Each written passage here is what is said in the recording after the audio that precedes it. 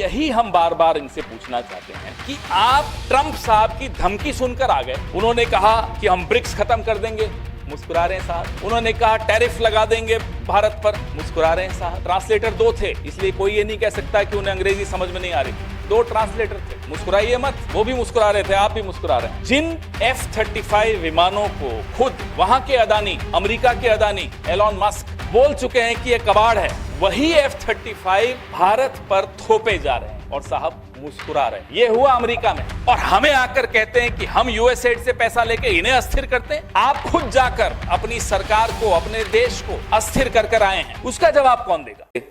Media वाले भी उस मूर्खता पे बहुत चलते हैं, वो हमारी वो कमजोरी मान लेते हैं। पिछले 10 साल से पंडित नेहरू हो, इंदिरा जी हो, महात्मा गांधी हो, सरदार पटेल हो, नेताजी सुभाष चंद्र बोस हो, राजीव जी हो, नरसिम्हा राव जी हो, डॉक्टर मनमोहन सिंह हो, राहुल गांधी हो, मल्लिकार्जुन खड़गे जी हो, सबके बारे में ये ऊंची आवाज में झूठ बोलती है भारतीय जनता पार्टी।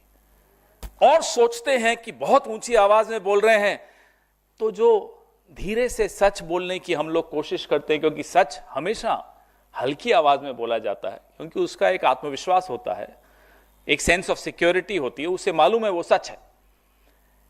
इन्हें लगता है कि वो ऊंची आवाज में उस सच को दबा देंगे, और कई बार सफल होते हुए दिखते भी हैं।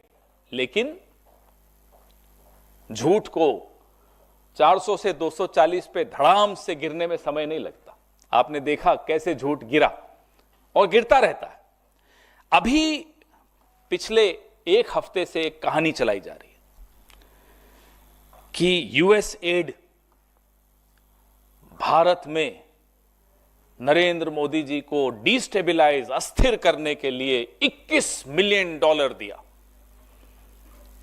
भाई कहां है आपके डोवल साहब?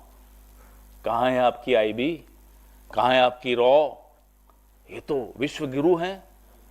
ये तो यूक्रेन से लेकर और पता नहीं कहां पूरे विश्व में जाकर तिकड़मे लगाते हैं। कभी सुनते हैं विदेशों में कुछ कर दिया कांड, कई तिकड़मे लगा रहे होते हैं। तो जब इतनी तिकड़मे आप विदेशों में लगाते हो, आपके देश में $21 मिलियन आया, तो ये तो आपके चेहरे पे तमाचा है। क्यों आने दिया आपने?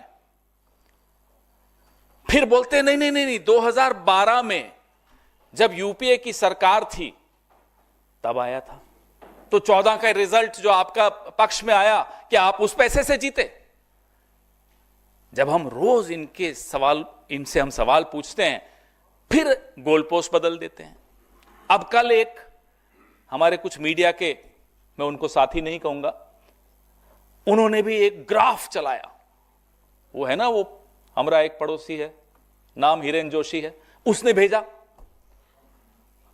हिरेन जोशी का ग्राफ चल रहा है, ट्वीट पे ट्वीट कि देखो साहब, ये इधर से पैसा इधर गया, इधर गया, उधर गया। अरे साहब,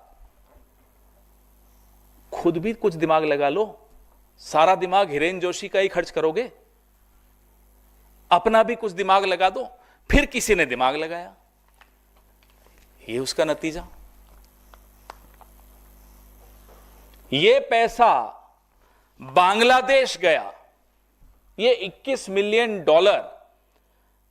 यूएसएड का बांग्लादेश के एनजीओस को गया। अब वो क्यों गया, वो बांग्लादेश जाने और यूएसएड जाने। हम ये जानते हैं कि एक वक्त ऐसा था जब भारत के प्रधानमंत्री के पद की एक ऐसी साख होती थी कि अमेरिका तक को पीछे हटना पड़ता था। मैं बांग्लादेश 1971 की बात कर रहा हूं। आज अमेरिका से $21 मिलियन बांग्लादेश में आ गया, हमारे साहब विश्वगुरु बन के ढपली बजा रहे हैं। कुछ पता नहीं बांग्लादेश में अगर अस्थिरता आती है तो उसका क्या प्रभाव भारत पे नहीं पड़ता? भारी प्रभाव भारत पर पड़ता है। अरे भारत पर तो पड़ता है, आपके अपने दोस्त अदानी पर भी पड़ता है। फिर भी आपने 21 मिलियन आ गया और आपको पता नहीं चला। सुबह से रात तक आपको नेहरू जी दिखते हैं, सपने में भी अगर सोते हैं तो। सुना सोते भी नहीं हो, सोते जागते नेहरू जी, राहुल गांधी, नेहरू जी, राहुल गांधी। 21 मिलियन पड़ोस में आ गया। सुना है सरकार अस्थिर हो गई, आपके दोस्त की बिजनेस भी चौपट हो गई वहां। यह आपका सूचना तंत्र है, यह आपका इंटेलिजेंस है, यह आपके दोवल साहब हैं, जेम्स बॉन्ड अपने आप को कहते हैं। एक चाणक्य बैठा है सरकार में, एक जेम्स बॉन्ड बैठा है सरकार में। हो क्या रहा है साहब? 21 मिलियन डॉलर पड़ोस में आ गया। अदानी जी बेचारे बैठे सोच रहे हैं कि न जेम्स बॉन्ड ने कुछ किया, न चाणक्य ने कुछ किया, मेरी तो बिजनेस बांग्लादेश में बंद हो गई। हम यूएसएड या जो भी ये फॉरेन फंडिंग एजेंसीज हैं, हम उनके खिलाफ नहीं है। देश में कानून है, कानून के तहत फंड्स आते हैं, एनजीओज भी लेते हैं, इनके एनजीओज भी लेते हैं, इंडिया फाउंडेशन भी लेती है, विवेकानंद फाउंडेशन भी लेती है, कौन नहीं लेता। लेकिन सिलेक्टिवली आप बोलें कि साहब कांग्रेस की सरकारों ने ले लिया। अरे जब स्मृति ईरानी ब्रांड एम्बेसडर थी यूएसएड की और सिलेंडर लेकर यहां सड़कों पर प्रदर्शन करती थी, तो क्या यूएसएड करवा रहा था वो प्रदर्शन? बताइए। अन्ना हजारे, उनका एक वीडियो मैं भी आपको दिखाता हूं। यहां आंदोलन किया हमारी सरकार, उसके बाद चुनाव हारी, फिर वो अमेरिका में गए, रोड शो किया उन्होंने। फोर्ड फाउंडेशन का पैसा आता था, सबके सामने था, उसमें आरएसएस भी इन्वॉल्व थी। देखिए ये वीडियो, ये अन्ना हजारे जी घूम रहे हैं न्यूयॉर्क की सड़कों पर। He will also be sharing ideas with Silicon Valley entrepreneurs and speaking at the prestigious Wharton School.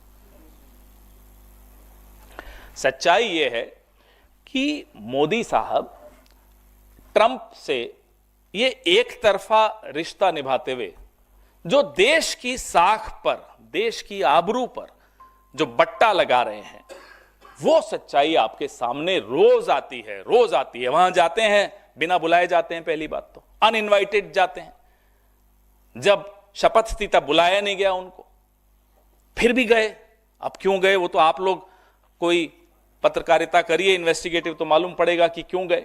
लेकिन वहां जाकर मंच पर साथ में खड़े होकर ट्रंप साहब कहते हैं हम रेसिप्रोकल टैरिफ लगाएंगे। सीधा अपमान, सीधा धमकी। ये खिसियाते हुए मुस्कुरा रहे हैं। या तो समझ में नहीं आया क्या बोले, हमें नहीं मालूम क्यों खिसिया रहे थे, क्यों मुस्कुरा रहे थे। मुस्कुराने लायक तो कोई बात ही नहीं थी। रेसिप्रोकल टैरिफ, ये देखिए मोदी साहब घूम रहे हैं विदेशों में। ये किसके पैसे से स्टेट डिपार्टमेंट में गए थे? ये अमेरिका ने पैसा दिया था। क्या ये एजेंट हैं? क्या ये उस वक्त से ट्रेनिंग लेने गए थे कि कैसे मनमोहन सिंह जी की सरकार को अस्थिर करना है, कांग्रेस की सरकार को अस्थिर करना है? ये आपको सामने फोटोएं दिख रही हैं, देखिए लगातार। ये नौजवान हैं मोदी जी, देखिए, तब 50 इंच थे, अब 56 इंच हो गए, देखिए। तो हम बार बार इनसे पूछना चाहते हैं कि आप ट्रंप साहब की धमकी सुनकर आ गए। उन्होंने कहा कि हम ब्रिक्स खत्म कर देंगे, मुस्कुरा रहे हैं साहब। उन्होंने कहा टैरिफ लगा देंगे भारत पर, मुस्कुरा रहे हैं साहब। ट्रांसलेटर दो थे, इसलिए कोई ये नहीं कह सकता कि उन्हें अंग्रेजी समझ में नहीं आ रही थी। दो ट्रांसलेटर थे, मुस्कुराइए मत। वो भी मुस्कुरा रहे थे, आप भी मुस्कुरा रहे हैं।